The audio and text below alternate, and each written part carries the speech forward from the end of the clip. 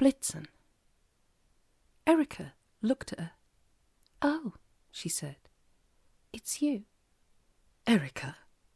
"Yes," Erica replied. "Me." One of the first things they teach you at wizard school is expect everything. It had impressed Consuela so much that she'd printed it out on a bit of card and put it on her desk. Good advice, she'd always felt, and she'd tried to live up to it. But everything, when all is said and done, is a bit of an ask, and over the years she'd resigned herself to expecting nearly everything instead. Erica, as the sole contents of a vault designed to protect the most valuable thing on the planet, was a bit more than she could handle. "What the hell are you doing here?" she asked. Erica shrugged. "Standing by," she said. "I do a lot of that." "Yes, but—" "I'm doing what I do," Erica went on, ignoring her in a way she'd never done before. "When I'm not being useful.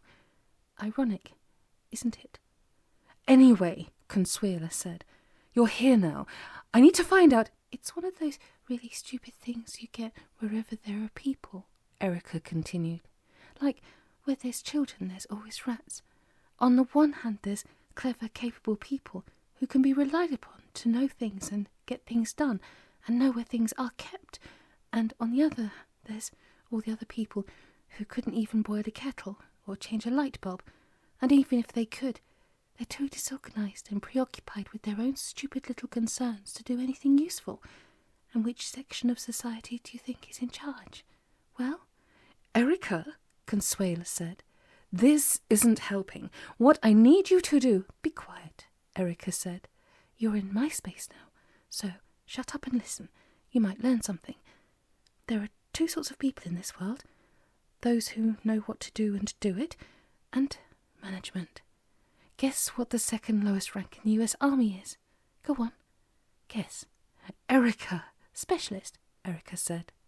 "The implication being, if you have the faintest inkling that there's any material difference between your arse and your elbow, then what you and society need most of all is some shit-for-brains extrovert to tell you what to do, and then shout at you after you've done it.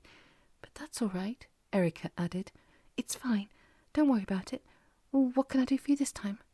"Erica," Consuela said, "what are you doing here?" "Me? I live here." Consuela looked around, just in case she'd missed something. "But it's a vault, Erica. It's just an empty—" "It's to keep me safe," Erica said, "because I'm valuable." "Yes, but it's a bit bleak, isn't it?" "I'm the most valuable thing in this building," Erica said, "and this is a building where they keep particularly valuable things. You might like to think about that when you've got 5 minutes. Was that all? Because if it is, I'd like you to go away now." "No," Consuela said quickly. "Look, I had to go to a lot of trouble to get here, and—" "Actually, the little gold monkey did it all. He's one of us, by the way." "You what?" "A specialist. Only Ahriman's a specialist third class. Third class junior grade, actually." "You're a—" "And Harmonsworth. Did you ever come across him? He works for Mr. Sunshine at Dawson's. Actually, he's my kid brother. Anyway, Harmonsworth's a specialist second class, and I'm a specialist first class. The only one there is, actually." "You're a familiar?" Erica nodded. "Hence the expression, familiarity breeds contempt, which is what you've always treated me with. Ms. Teasdale. Not that I harbour a grudge, because I don't do that sort of thing. In more or less the same way, raindrops don't drink. It really isn't worth bothering yourself over. After all, it's only me." "You're really a—" Erica rolled her eyes, which Consuela took for a yes. Whose?" Erica sighed. "Would you believe mine? No, of course you wouldn't. All right, I used to belong to the boss, but he was really nasty, mean, and patronising, and unappreciative, even worse than you were, so I quit and came here to JWW. I claimed thaumaturgical asylum, and they built this vault for me, so he'd never be able to find me and get at me, and in return I help out around the place, running errands and doing little jobs for people." She sighed. "It's incredibly demeaning, considering what I am and what I can do, a bit like all those Polish dukes and counts who ended up driving tube chains in London after the war. But it's better than working for him, that's for sure. Erica, Consuela said. Who is he? Erica looked at her. God, you're ignorant. Don't you know anything? Apparently not, Consuela said quietly. I thought I did, but maybe I was wrong. The admission seemed to unlock something deep inside her, or let slip something that had been chained up for a long time, and that served to remind her of what she was doing there in the first place. Look, it doesn't matter. All that matters is there's a huge, great big asteroid headed for this planet with an incredibly vindictive woman driving it. And unless somebody does something about it pretty damn quick, the Earth's going to be destroyed and we're all going to die. And what I need to know is, can you help? As she spoke, she remembered the vision of herself working in the call centre. Was that some sort of price she'd have to pay? Or a punishment, or something like that? She decided it didn't really matter. There'd be a way out or a way around, or someone she could charm or sleep with, or if all else failed, she might even consider regaining her status in the world by sheer hard work and ability. Time for that later. What mattered now was... Mr. Ahriman, Erica said, at Dawson's. I used to work for him. Sorry, you asked me to do something and I wasn't paying attention. Save the planet, Erica, Consuela said. Please? Erica sighed. Oh, all right, she said. Look, Jenny said, after 6 seconds of stunned silence, I really don't want to make a fuss about anything, but if you wouldn't mind all going somewhere else, I think that'd be much better, because there simply isn't room. She had a point. It's an inflexible rule of office design that the space-energy ratio is an inverse curve. The more work there is to be done, and the more people that are needed to do it, the smaller the area provided. Good idea, said Mr. Sunshine. Brian, you're standing on my foot. Let's all go next door, where we can breathe. Ted, Gina said. What the hell are you doing here? You're dead. Mr. Sunshine rubbed soot off the sides of his nose. Gina, he said, I'm surprised at you. I thought we'd got past all those outmoded stereotypes years ago. Next door, he said firmly. Now, and bring the box. What box? Mr. Sunshine pointed at the steel cube containing Jerry Dawson. I think it's high time we had a partnership meeting. He looked at Tom Dawson. A proper one. So they went next door and sat around the table, except for Jenny and Tony Bateman, who sort of hovered by the door. The fat man in the red dressing gown sat at the head of the table, as of right, and nobody seemed inclined to argue about it. Right, said the fat man. First things first. Tom, is that job still going? Mr. Dawson was still wearing the rather dazed expression he'd had on when he was shut out of the drawer of Jenny's desk. What job? Oh, that. The God thing. Yes. Why? And you're going to give it to me, aren't you? Mr. Dawson gazed at him. Look, Nick, he said, this is neither the time nor the place, because if you do, said the fat man, that'll mean I'm a registered god in good standing, and I'll be able to escape the destruction of Earth, taking, he added, others with me, if I deem it necessary to do so. I'm hoping it won't come to that, but it's always good to have a backup plan, don't you think? Everyone's eyes were suddenly on Mr. Dawson. What? Oh, yes, absolutely, he said. Consider yourself hired. Thanks, Tom, said the fat man. We'll hammer out the details of the remuneration package later, when we aren't so preoccupied with other things. Next on the agenda, what are we going to do about Dolly? His ex-wife, Mr. Sunshine pointed out. Just a minute. Gina held up her hand, then lowered it. Nobody's explained how the hell Ted got out of being dead. I, for one... The fat man sighed. Suffice it to say, he said, that for a very short time the hereafter had a chimney. Oh, don't all look at me like that. Ted's my brother-in-law. We're mates. We go way back. Soon as Harmansworth told me what had happened, I got out the sleigh, nipped down and rescued him. So what? Is that possible? Asked Brian Teasdale. The fat man shrugged. "Presumably," he said, "or I couldn't have done it, could I? Ho, ho, ho, ho. You people worry too much about technicalities. That's your problem. Me, I just get stuck in.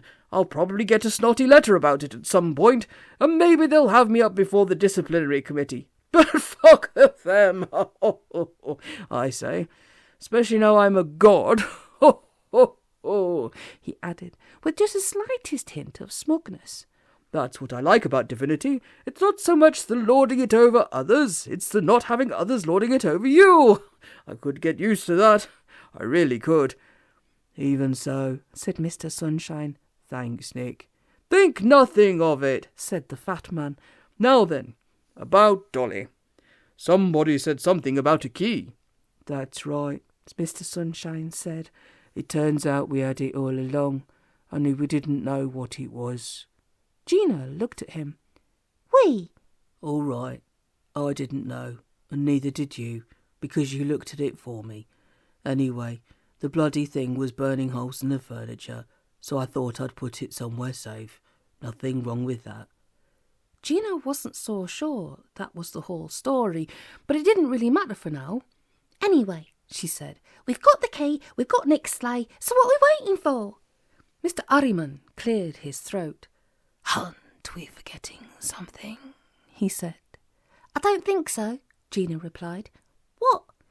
"The fact your soul belongs to me," Mr. Ahriman said. And his. You seem to be under the impression that you're at liberty to go charging off doing what the hell you like, without clearing it with me first. That, I ought to point out, is no longer the case." The fat man looked at Mr. Sunshine. "Who exactly is this tosser?" he asked. "After your time," Mr. Sunshine replied sadly.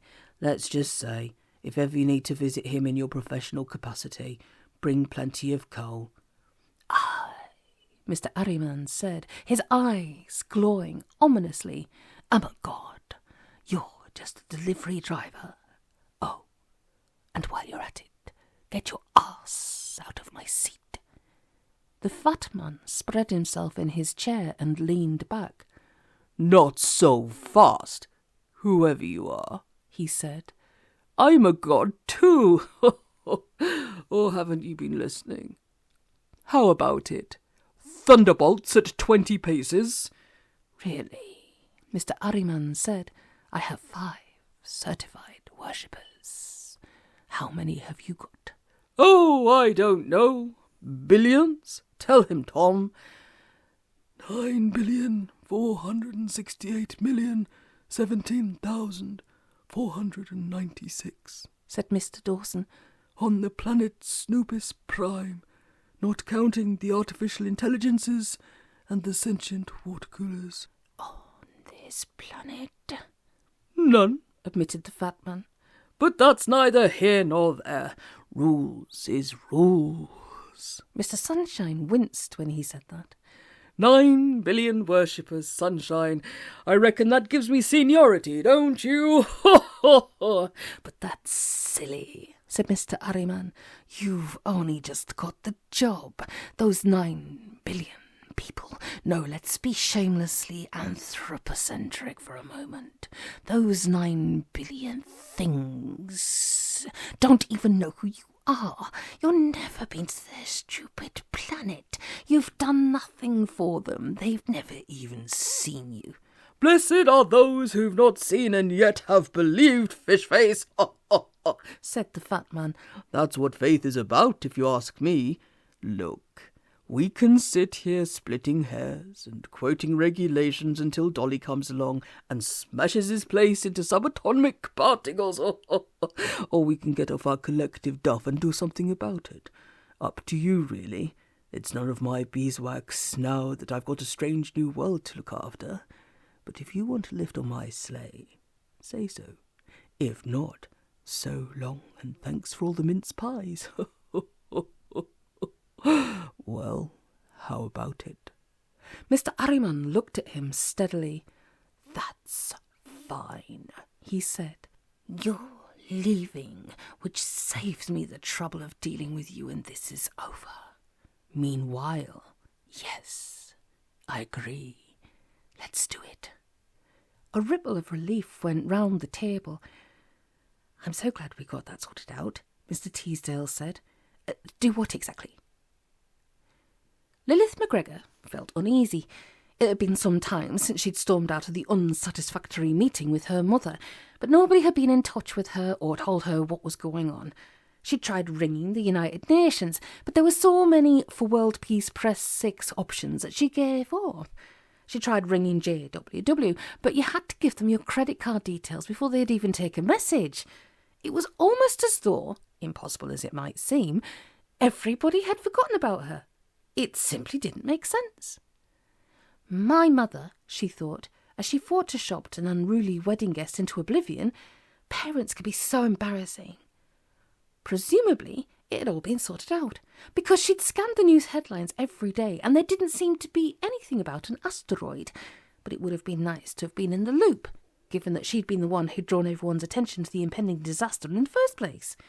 If it hadn't been for her, Mummy would have demolished the planet before anybody knew anything about it, and that wouldn't have been so great, would it? She reckoned she deserved something for that.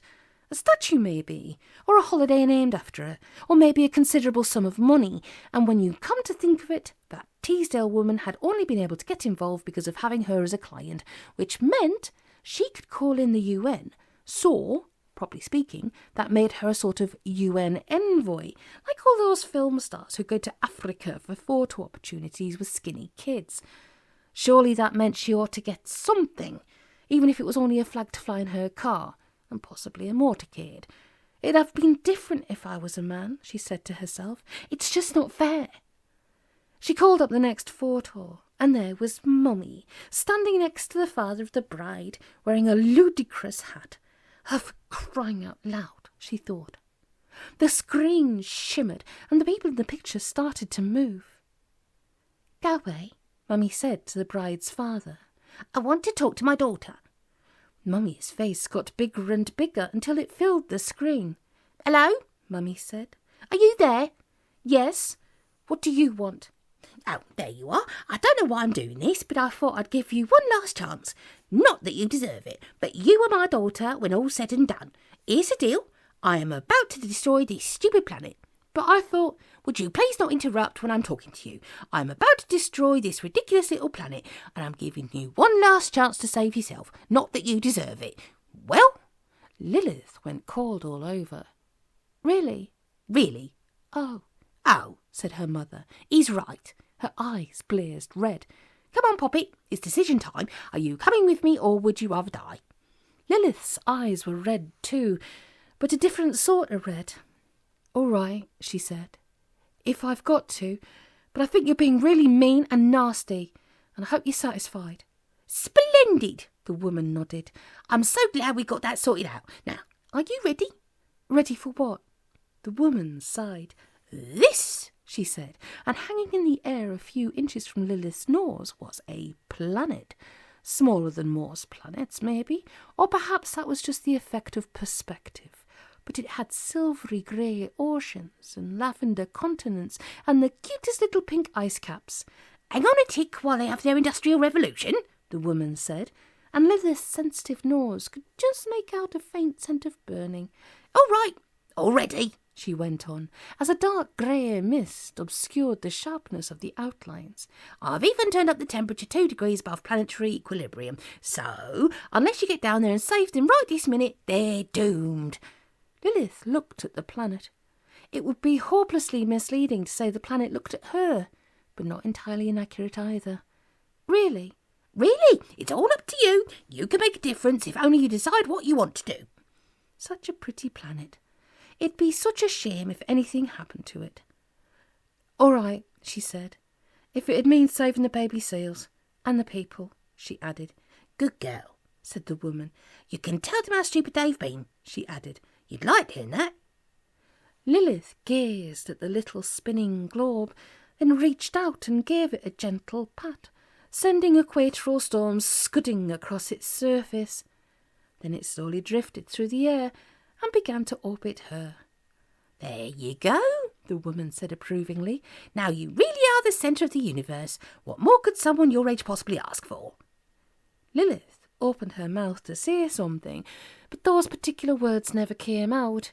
On the one hand, she thought, this is all so stupid and typical. On the other hand, she moved slightly, and her irresistible gravitational pull drew the planet to her, and then it resumed its lazy, obedient course, basking in the glory of her presence. Actually, Lilith admitted to herself, this does sort of feel right, somehow. This is how it ought to be. What you going to call it? The woman asked her. Silly question. Lilith, said Lilith. Just for fun, she twitched her head sideways. The planet skidded on its orbit and followed her, then resumed its placid, adoring course, basking in the sheer fact that she existed. The woman nodded her approval. That's a ticket, the woman said. Is that how you mean to go on? Lilith wasn't listening.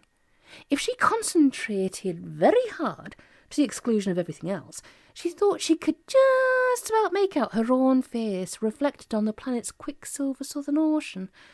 Ready? The woman asked. Lilith nodded. Right then, the woman said. Give 'em out. She clicked her fingers, and Lilith and the planet vanished in a shower of golden twinkles. Oh, what fun it isn't to ride on a nine-rangery open-top, dangerously overcrowded, fast and light sleigh. Stars slashed past like plutonium-enriched snowballs as the reindeer struggled to maintain a coherent hyperspace field on the outskirts of an inconvenient Oort cloud.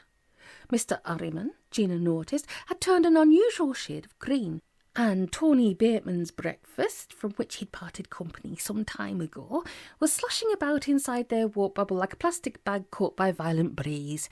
She leaned forward and shouted in the fat man's ear, Are we nearly there yet? Shut up and sit down, the fat man shouted back. I'm trying to do quadratic equations in my head. Fair enough, Gina thought. Their environment didn't bother her the way it clearly bothered the others. It was, after all, endless night, though where she came from the stars weren't quite so frisky, so it was natural she felt at home here. Quite like old times, in fact, except back when the fastest thing in the universe was a trotting camel. The dominant sound inside the bubble was the frantic wheezing of the reindeer, almost drowning out Jenny's soft whimpering and Brian's mumbled Hail Marys. Ted was sitting at the rear of the sleigh with his back to the direction of travel. He looked moody and preoccupied, which wasn't like him at all. She speculated about what was passing through his mind at that moment, then decided it was none of her business. Ho-hum, she thought, and wished she had brought something to read. This is fun, said Tom Dawson, who'd climbed out from under his seat and was looking about him. It's nice to get out of the office occasionally. We should make it a regular thing, Gina said. Office out into the Perseus arm, dinner optional. She ducked as Tony Bateman's breakfast sailed past her head and splattered itself against a Verteron field. Oh, I forgot. I'm not talking to you. Yes, you are, Mr. Dawson pointed out. Not officially. She gave him a stern look. When this is all over, you're going to keep your word and let Ted back into the partnership, aren't you? And no more selling your soul to anyone. Agreed? Mr. Dawson shrugged. A bit academic, surely. If this is ever over and we're all still alive, we'll have him to deal with. I think making any plans would be premature. He nodded towards Mr. Ahriman, who was sitting with his eyes tight shut and his hands locked around his kneecaps. Somehow, he didn't seem quite as scary as he'd been back in the office. Even so. Well, at least there'll still be a planet for him to bully us on, Gina said. And that's something, surely. A lot of things are something, Mr. Dawson replied. It doesn't mean I'm going to like them. Worry wart, Gina said. Anyway, I don't see how he can hold Brian and me to anything. The deal was conditional on him saving the Earth, and now Ted and his brother-in-law have taken over doing that, so the agreement's null and void, surely. I wish you wouldn't use words like void, bearing in mind where we are, Mr. Dawson said. It's fun, but not as much fun as all that. And maybe you're right about you and Brian, but that doesn't help me much, does it? He let go a bitter sigh, which froze, fell to the floor, and shuddered. For 2 pins, I'd try pushing him out of the sleigh, except I don't think it'd work. There's a normalised graviton wall surrounding the sleigh, Gina pointed out. That's why we haven't all fallen out. If you tried, you'd only irritate him. That's what I figured, Mr. Dawson said. No, like it or lump it, I'm stuck with the bastard. I'm beginning to wish I'd stayed on that mountain top. If I had, it'd all be over by now. Gina looked at him. Don't be like that, she said. It'll all come right in the end. You'll see. Mr. Dawson looked right back at her. Oh, for crying out loud, he said. The stars changed abruptly from lines to dots. We've stopped, Gina said. What's wrong? We're here, ho, ho, ho, ho, the fat man said. There she blows. Look. No, not that one. The other one. Looks a bit like a potato. Ho, ho, ho. The asteroid did at that. They all sat and gazed at it for a moment. Then Brian said, You sure that's the right one? Yup, said Mr. Sunshine. This is about as close as I got the last time. Watch out. Dolly has a nasty tendency to shoot torpedoes at visitors. Tony Bateman squealed like a pig. That's Dolly, all right, the fat man said. When we were married, it was mostly crockery. But only because torpedoes hadn't been invented then. But that's all right. What's the time, anyone?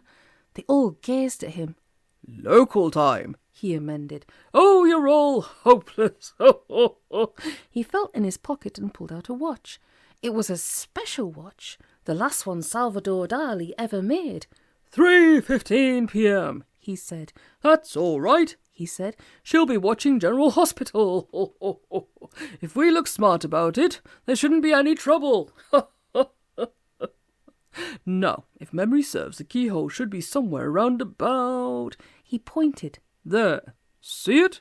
The fat man looked around at the blank faces gazing at him. Fine, he said. There's a keyhole, trust me. Right, hold on tight, this may be a trifle rough. Come Prancer, come Vixen. Vixen, if you don't pack that in right now, I shall be seriously annoyed. Later, Gina remembered the experience as being something like falling from a great height and hitting the ground on her back, only in reverse. At the time, her mind was occupied with images of flies and windscreens as a misshapen pink asteroid suddenly became impossibly huge and in her face, and the sleigh spun round and round and round like a drill bit. Maybe not so much fun after all, she heard Tom Dawson moan in her ear, and then they landed. There now, said the fat man. That wasn't so bad. I'm guessing Dolly didn't notice us arrive, hence the absence of warheads. Ted, where's that key? Thank you. Well, don't just sit there, you lot. The fat man was right. There was a keyhole in a door. The key slid into it, and the door opened. I'm not looking forward to this, if truth be told, the fat man said. Ah, well, not to worry. Hello, he called out. Anybody home? No reply. Through the door streamed blinding blue light. Dolly, said the fat man. Then he shrugged and went inside, and the rest of them followed. Brian Teasdale had never been inside an asteroid before, oddly enough, and he wasn't quite sure what to expect. Dear God, he whispered in a low, awed voice, this is just like my cousin Bridget's house in Walton-on-Thames. You can't live somewhere for a long time and not impress your personality on your surroundings. Dolly had done exactly that. The carpet was deep and violently patterned. The walls were pastel stripes. The sofa was voluptuous, and there were cushions everywhere. In the corner of the room, the biggest TV screen Mr. Teasdale had ever seen was filling all the available space with the very latest medical crisis from upstate New York. Not far from it, with her back to them, was a woman sitting in an armchair. There was a bottle at her elbow and a box of candy. chocolate-coated rubies. Dolly liked hard centres. "Dolly," said the fat man. The woman looked round, and Brian recognised the face from Lilith McGregor's photographs. "Piss off, Nick," she said. "Don't be like that," the fat man said. "I've come to let you out." The woman made a noise like a high-speed train hurtling through a station, muted the TV, stood up and faced him. "Asshole," she said. "Yes," said the fat man. "quite probably, but that's not the point." He laid the key down ostentatiously on a coffee table. "It's all right," he said. "You're free. You can come out now." The woman threw a glass at him. He ducked, but she'd allowed for that. "You pig!" she screamed. "How dare you come waltzing in here after all this time and tell me I'm sodding free, like you're doing me a favour or something, you complete and utter—" She picked up the bottle and the fat man nipped smartly behind a standard lamp. It provided a degree of cover, but not enough. "Dolly," he said, "be reasonable. Yes, all right, I may have been a bit high-handed." This time he dodged the other way, but she'd anticipated that too. The TV remote hit him on the shoulder, and he yelped. "It's absolutely fine being upset with me," he said, "but there's no need for you to take it out on anybody else. I'd have let you out sooner, only stupidly I lost the key. But I found it again now, so if you'll just stop throwing things and come with me to the sleigh, I'll give you a lift to wherever you want to." A footstool caught him on the kneecap. He made a dive for the sofa, but fell short, giving the woman a clear shot at him with a glass ashtray. He scrambled to his knees and made it to the sofa, just in time to avoid the key, which whizzed past the arm of the sofa and embedded itself in the wall. "Watch it, you stupid cow," he protested. "You could put somebody's eye out doing that." Mr. Sunshine advanced across the room and stood between the woman and the fat man. "Dolly," he said, "pack it in." "Get lost, Ted," the woman said. "You're on his side. You always have been, when I think of all the times—" "Pack it in," Mr. Sunshine repeated. The woman glared at him, then lowered the onyx drinks mat, one of a matching set of 6, and put her hands on her hips. "Ted," she said, "get out." "Not until you promise to stop throwing things." "Get stuffed. They're my things, and this is my asteroid, and if I want to throw things, I'll bloody well throw them, and if I want to leave, I will, but I don't. Got that?" "Come on, Dolly, be reasonable. Of course you want to leave. You can't stay in here for the rest of your life. That'd be silly." "Don't you dare tell me to be reasonable, you pompous arse. And I've no intention of staying here. I'm going to crash this thing into the earth, and then I'm booked into a spa resort on Gamma Coriolis. And the rest of you can bloody well lump it, because I simply don't care." "There's no need for all that, Dolly. You've made your point. Nick's really sorry for what he's done, so you just turn this thing around and we can all be friends." "No, Dolly." Too late. She'd already thrown the drinks mat. It whistled across the room and hit Mr. Sunshine in the chest, forcing him back 2 paces. With the impact, a change seemed to come over Mr. Sunshine. His eyes burned, and he reached for the nearest throwable object, which proved to be a terracotta ornament in the shape of a pumpkin. Dolly swerved, showing remarkable agility for a woman her size, and the ornament shattered against the wall. "Right," she said, "that does it." She snapped her fingers and a thunderbolt sprang into existence, jagged and pointed and glowing an ominous blue. "I'm going to count to 3, and if you lot aren't out of here by then, I'm going to nuke you into cinders. 1. "Dolly, no. Think of the baby penguins in Antarctica." 2. Mr. Sunshine knew when he was beaten, but was also dimly aware that he might have phrased his appeals better. But it was too late to do anything about that now. "Dolly," he said, "for the last time, I absolutely forbid you to destroy the earth. Put that thing down and come with us, and we'll say no more about it." 3. How they all made it back out the door before the thunderbolt launched is one of those unfathomable mysteries. But they did, and the fat man launched himself into the driver's seat, grabbed the reins and bellowed, "Now, Dasher, you stupid bloody animal!" just before a disruptor beam shot out from a nearby emitter. It struck the place where the sleigh had been and turned it into molten glass. But by then the sleigh was a long way off and moving well. For a while, nobody on board the sleigh spoke. Then Mr. Sunshine said, "That didn't go as well as I'd hoped." "You clown," said Mr. Ahriman. "You simply haven't got a clue, have you? All that be reasonable, and I forbid you stuff. No wonder the stupid woman lost her rag. It's like young Tom's been saying for a long time. Sunshine, you're past it. You've lost your grip. No wonder he booted you out of the partnership. You're a liability." Mr. Dawson shut his eyes tight. "I did say that," he muttered. "I'm sorry." "Not that it matters any more," Mr. Ahriman went on.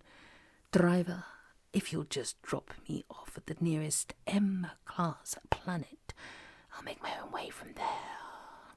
"So that," said the fat man. "What do you think this is, a taxi?"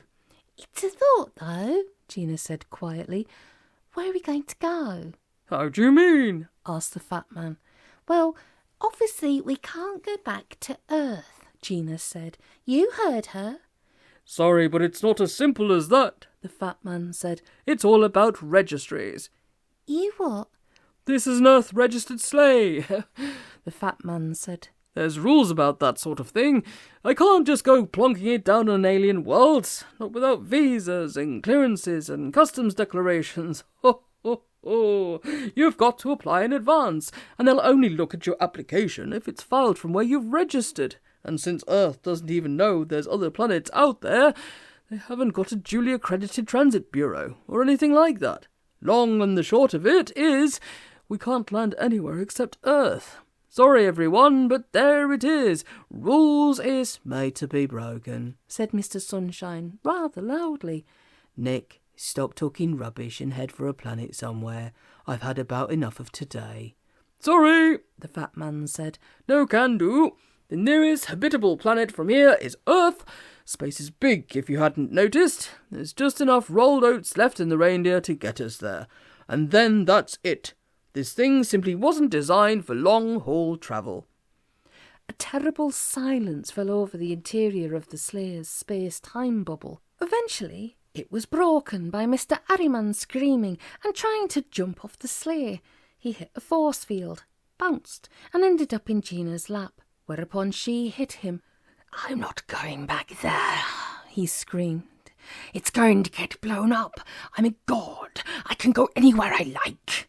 "Go on, then," said Mr. Sunshine. "But I can't, you stupid old fart. This shiny invisible thing won't let me." "Then you can't be much of a god, can you?" Mr. Sunshine gave him a look that even he probably didn't deserve. "You're not the sharpest knife in the theological drawer, are you?" Mr. Sunshine went on. "And clearly you don't know the rules. As a god, you're allowed to leave the planet. That doesn't mean the universe is obliged to send a limo every time you fancy a breath of fresh vacuum." He grinned unpleasantly. "Up to you to make your own travel arrangements," he said. "I think it's sort of assumed that if you're truly a god, you can probably manage to buy a ticket." "The hell with all this," Mr. Teasdale said. "Let's go home." "Since that's our only option," the fat man said, "I'll second that. I reckon I'll have just about time to refuel and set a course for my new planet before Dolly gets there. Sorry, people, but that's how it goes." "Your new planet?" said Tom Dawson. "What planet would that be?" "Snoopus Prime," the fat man said. "My planet, the one that goes with the job." "The job I gave you?" "Well, yes." "You can forget that," Mr. Dawson snapped. "You what?" Mr. Dawson glared at him. "Changed my mind," he said. "Clearly I'd be failing in my duty if I recommend my clients to choose a cowardly, treacherous, utterly unreliable flake like you to be a traffic warden, let alone their supreme being. Sorry, chum, but if we're not going anywhere, neither are you. Shut up, Ted," he added, as Mr. Sunshine opened his mouth to object. "The way I see it, we're all in the same sleigh one way or another, so unless someone can think of something clever right now, we can all go back to Earth and get vaporized together. And won't that be nice?" Tony Bateman burst into tears. "This is so unfair," Jenny Swordfish protested. "It's not our fault. We didn't do anything." "Don't blame me," the fat man said. "I can't help it if Dolly—" "Oh, shut up," Jenny snapped at him. "If you hadn't been so rude and horrible—" Quiet! Gina commanded, and everyone stopped talking and looked at her. This isn't helping. All right, she went on. It does look terrifyingly like we've run out of options. That's tough, but there it is. Let's at least try and face the inevitable with a certain degree of dignity, instead of sniping and squabbling like a load of cabinet ministers. Look, she went on, I've heard a lot of guff lately from the people on this sleigh about gods, but it strikes me that all of us are going to have to do about 1 billion years' worth of evolution before any of us deserves to be plankton, let alone aspects of the divine. And since we haven't got time for that, let's all just pipe down and face it. We're going to die. Big deal. Millions of sentient creatures do it every day. "Piss off, Gina," Mr. Sunshine said with feeling. "You don't know what you're talking about. I've been there. I really don't want to go back." Tough, Gina said. It comes to us all, Ted, even you. A man's got a damarung is what a man's got a damarung. So just quit snivelling and try and act like a grown-up. The same goes for you, Tony. Please stop making that ridiculous noise. "Go to hell," said Tony Bateman. "I'm a mortal. It's what I do." Mr. Dawson sighed. "You're pathetic," he said. "The lot of you. Well," he added, "you are. Look at you. 3 demigods, the Queen of the Night, 2 state-registered sorcerers, and a qualified accountant. And you all go to pieces at the slightest little thing. You know what? You don't know you're born, compared to having him cooking you around." He pointed at Mr. Ahriman. "All this is just a walk in the park. If we go back to Earth and it gets wasted, so bloody what? At least I won't have to go to work in the morning and put up with him." He took a deep breath. "But it won't come to that," he went on. "There's still time, and that bloody woman may be a raving nutcase, but so are most people, and you know what? Life goes on. We'll make a deal. I'll make a deal. I always do. There's always a deal. That's all you know. That's all you need to know. And I don't believe in any of you tossers, but I believe in that." They gazed at him in silence. Then Mr. Ahriman said, "Fair enough, Tom. Here you go. If you can save the Earth and get that dreadful woman off our backs, I'll let you go. You can have your soul back, with whipped cream and sprinkles. Now I can't see fairer than that." "You heard him," Mr. Dawson said. "You're all witnesses." "Forget it, Tom," Mr. Sunshine said wearily. "She's my sister. You don't know her like I do." "No," Mr. Dawson said. "but I know you, and you know what? You're alike as 2 peas in a pod, and don't make that ridiculous snorting noise. You know it's true. It's true of the lot of you, gods and demiurges and queens of the bloody night. You think you're all so entitled." "But we are," the fat man pointed out. "Well, I am, anyway." "Yes," said Mr. Dawson. "and you're all so useless. You're like a bunch of chimpanzees with a tank. You go charging around, flattening people and blowing stuff up. But when you run out of gas, you haven't got a clue what to do. You don't even know what a filler cap is, let alone how to open it. Well, I'm not like you. I may not be able to grant prayers or chuck thunderbolts, but I'm the master of my fate and the captain of my soul, and I'm going to make a deal or die trying. And the rest of you..." He stopped and looked at them. "The rest of you can do what you damn well like. I'm not interested anymore."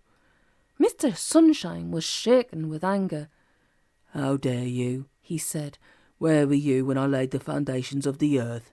Where were you—" "Oh, shut up," said Mr. Dawson. Erica sighed, tucked a stray wisp of hair behind her ear, and produced a small grey plastic box with a lead hanging out of it. She plugged the lead into a socket, then clicked her fingers. A console materialized, almost filling the room. "What's that?" Consuela gasped. "Tech stuff," Erica replied, typing at a keyboard. You wouldn't be interested. Holographic displays soared into the air like fireworks. Erica spared them a quick glance, then went back to what she was doing. Her fingers moved across the keys like soldier ants. More and more virtual readouts blossomed out of the air, and a dozen view screens, each showing a different starscape. What are you doing? Consuela asked. Please be quiet, Erica said. I can't think if you're talking. On one of the view screens, a tiny image appeared. Enlarge, and enlarge again. It was a tiny sleigh, drawn by Reindeer. Another view screen showed a small pink dot, which grew into a chunk of rock, shaped like a potato. Oh my God, Consuela said. Is that it? Yes, Erica said. And if you interrupt me again, I'm going to have to ask you to leave. Consuela gazed at the screen with the reindeer and the sleigh. It was surrounded by a pearl-coloured bubble, but inside the bubble she could just about make out tiny people. She had no idea who they were, or what they had to do with anything, but decided it'd be better if she didn't ask. On the other screen, the potato was getting bigger and bigger. Time to impact, said a mechanical voice. 1 minute, 17 seconds. Erica, she wailed, do something. Erica took no notice. She was tapping keys, her face blank. The potato loomed until Consuela could clearly see the details of its surface. Jagged rocks, dried-up mercury lakes, deep scars gouged by long disintegrated meteorites, empty pizza trays and Prosecco bottles. The rate at which its size increased made her feel dizzy and sick, and she looked away. Time to impact, said the computer voice. 19 seconds. Erica tapped a couple of keys, then sat back and folded her hands in her lap. The potato completely filled the screen, then went out of focus. Time to impact 3 seconds, said the computer. 2, 1, impact. Nothing happened. The potato screen had gone blank. On the other screen, the tiny sleigh continued its snail's pace journey. Erica. Yes, Miss Teasdale. What happened? Erica pressed a key, and one of the view screens displayed a vision of tumbling rocks and planetary shrapnel. On one rock, as it cartwheeled across the screen and out of sight, Consuela plainly saw the Statue of Liberty. The asteroid? Hit the Earth? Yes. But we're still... Yes, Erica said. Will there be anything else, or can I go now? Just a minute! Consuela wanted to scream. It doesn't make sense. That thing was about to hit us, and you're saying it did, and... She screwed her hands into fists. Does that mean we're in some sort of bubble or something, and there's nothing left outside, and I'm stuck in here forever, with you? Erica shuddered. Very slightly. No, she said. You can leave any time you want. Actually, I'd quite like it if you did. So what's out there? Erica shrugged. Pretty much everything, really. She snapped her fingers. The displays, the view screens and the console vanished. There may be a few slight changes, but you won't be able to tell the difference. Consuela looked at her. What have you done? Oh, I rerouted us into another reality.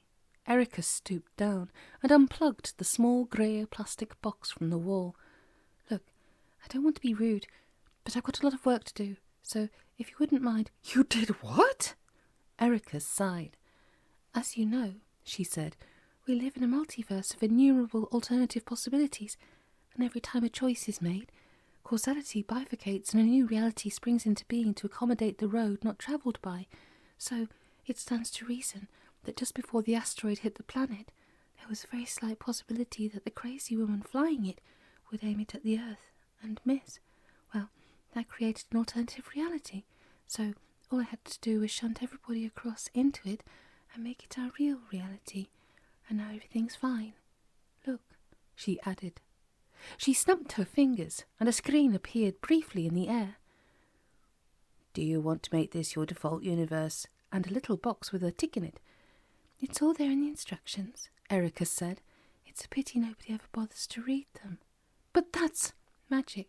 Erica gave her a look. Yes, she said, that's how it works.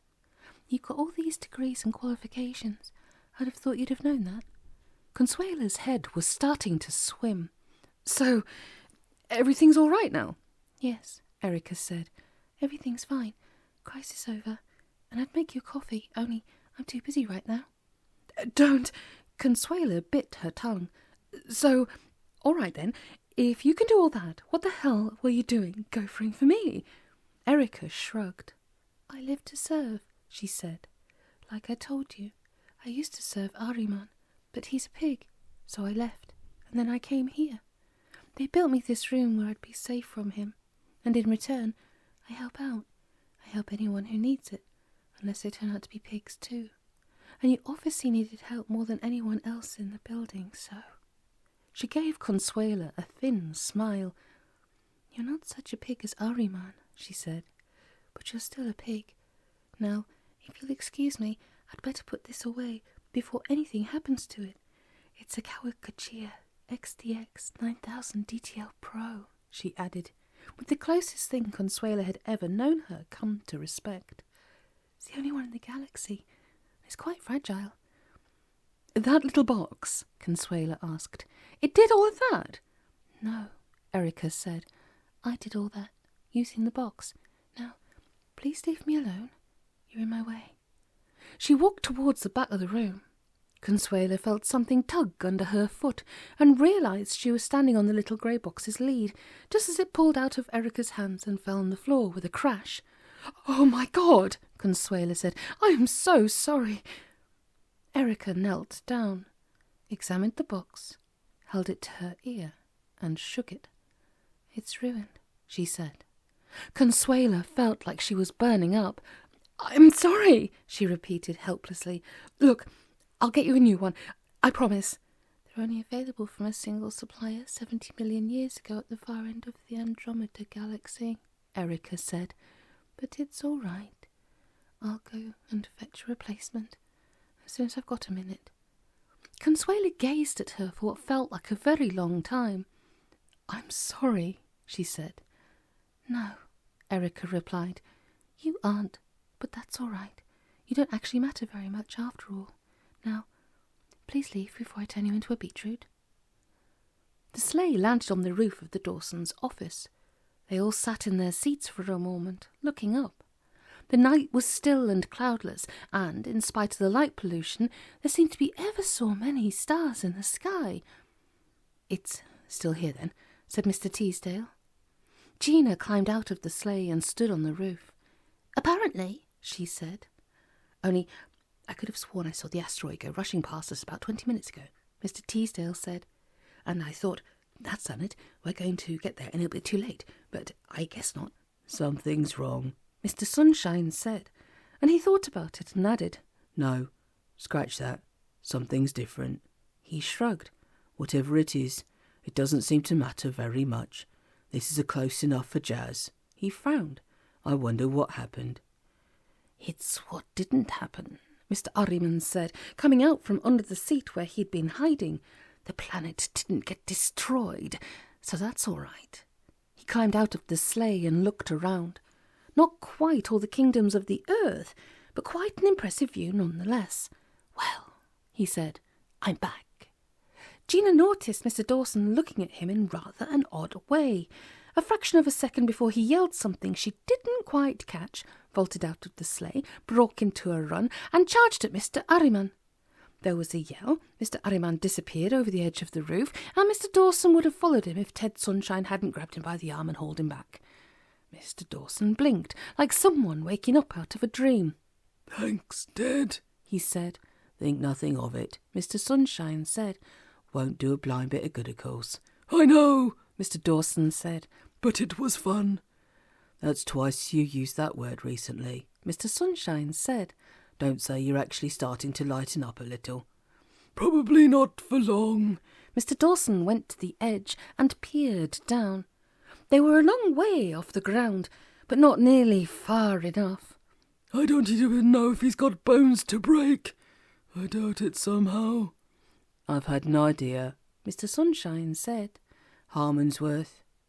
A drawer materialised in the side of the sleigh and opened an inch or so. "What?" "Nip down to Jenny's office and fetch that old tin box." What did your last butler die of? Fetching? The door slammed, waking Tawny Bateman. He'd fallen asleep as they whizzed through the outskirts of Rigel. Are we there yet? He mumbled. Yes, Gina said. Get up. He looked around. Hey, we're back, he said, and it's still... Shut up, Tony. Tony Bateman nodded and turned himself into an oak tree. Gina and Mr. Teasdale stared at it for a moment, then Gina shrugged. People tend to react to stress in different ways, Gina said, with a shrug. He'll be fine. Excuse me, Jenny said from inside the sleigh. But do you think we could get down off the roof now? It's a bit nippy out here. What? Oh, sure. Gina looked around for a door of some kind, decided she couldn't be bothered, and conjured one up. As an afterthought, she added a staircase under it. You might as well get off home, she said. See you in the morning. Jenny looked at her. Is everything all right now? She asked. Gina thought about that. No, she said, but it's a damn sight better than it was 24 hours ago. I'd say it's about normal. Ah, what's normal? Go home, Jenny, Gina said. Everything's fine.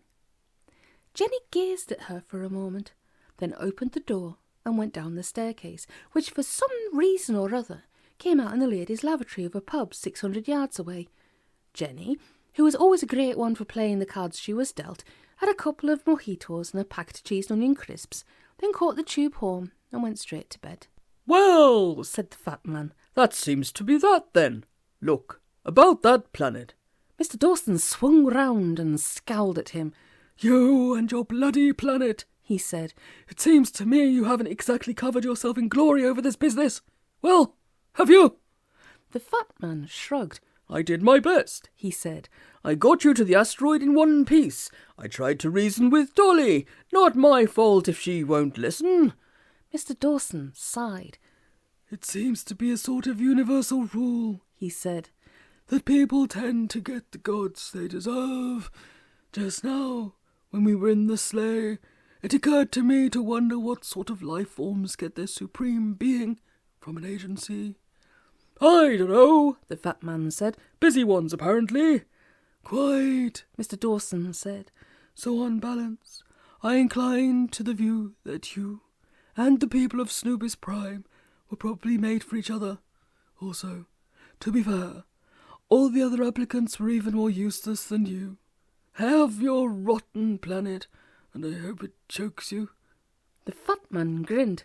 Good call, he said. You won't regret it.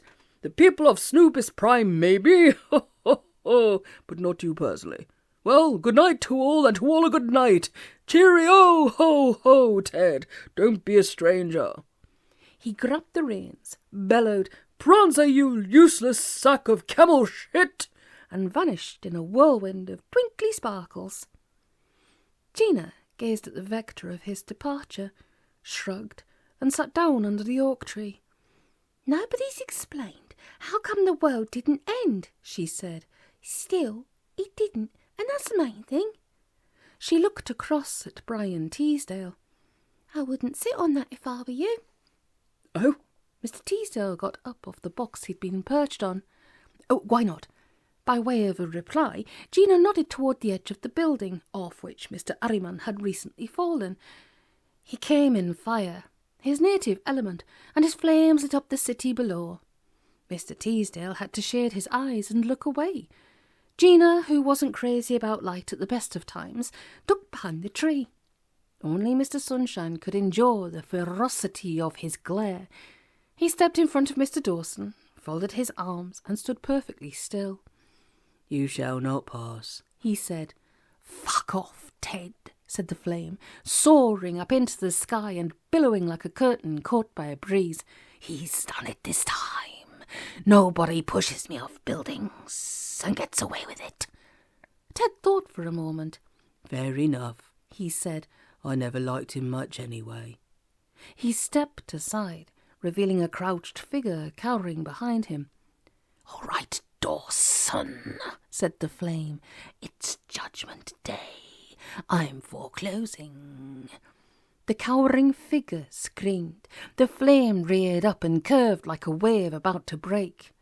Full and final settlement, you loser, it hissed, and then it swooped, and there was a sizzle, and that was that. The flame gradually subsided into human form. Mr. Ahriman mopping his forehead with a black silk handkerchief. "Sorry you had to see that," Mr. Ahriman said. "Still, he asked for it. Nobody pushes me around and gets away with it." "Quite," Mr. Sunshine said. "But you meant what you said, didn't you? Full and final settlement." Mr. Ahriman grinned and prodded the scorched patch of concrete with his toe. "I don't think you can get more full and final than that," he said. "Right, let's get down to business. I claim the partnership share of the late Thomas de Quincey Dawson, which makes me the boss of you, and you are out. Pack up your rubbish in a cardboard box and be off the premises in 10 minutes, or I'll call security and have you thrown out, the rest of you." "Not so fast," said Mr. Dawson. Mr. Ahriman spun round, slipped on the greasy burnt patch, and fell on his bottom. "What the hell?" Mr. Dawson smiled. "Ted's idea," he said. "What you just incinerated was my poor, deranged twin brother Jerry.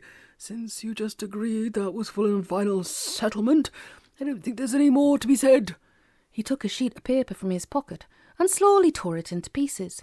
"You're still a partner, obviously," he said. "And yes, you get Jerry's share of the business, which means you get a double vote at partnership meetings, which is a bummer.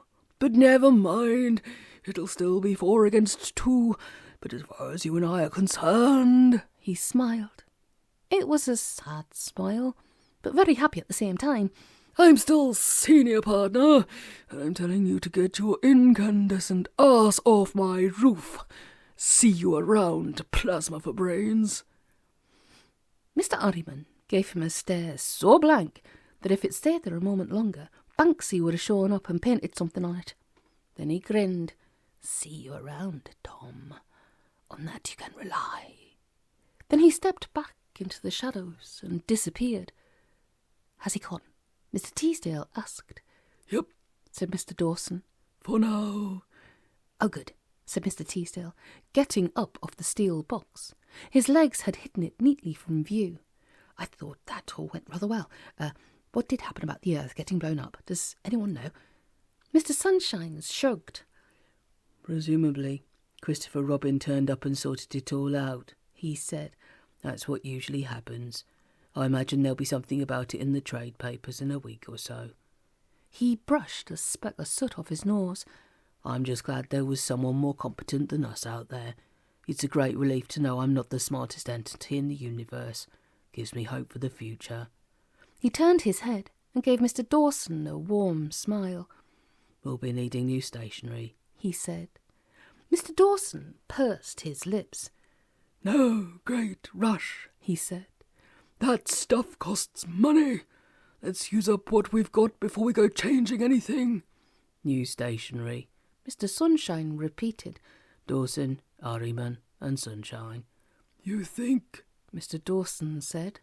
"Only it's really important in this business to stress the continuity aspect. You know, the old firm, solid and reliable, will always be there for you, Semper Fi. And there's the catchy acronym, DAD. You can rely on DAD. It's a great slogan." "Dawson," said Mr. Sunshine. "Ahriman and Sunshine, or I boot you off this building." "Deal," said Mr. Dawson.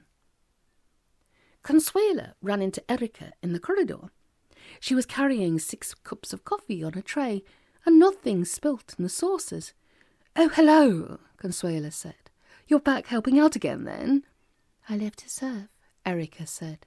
"Now, if you'll excuse me, Mr. Wells wants seats in the big interview room." "Just a moment," Consuela said.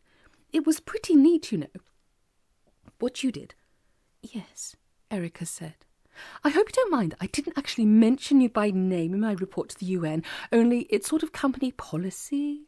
We don't mention junior staff by name, even if they are the ones who, did all the work.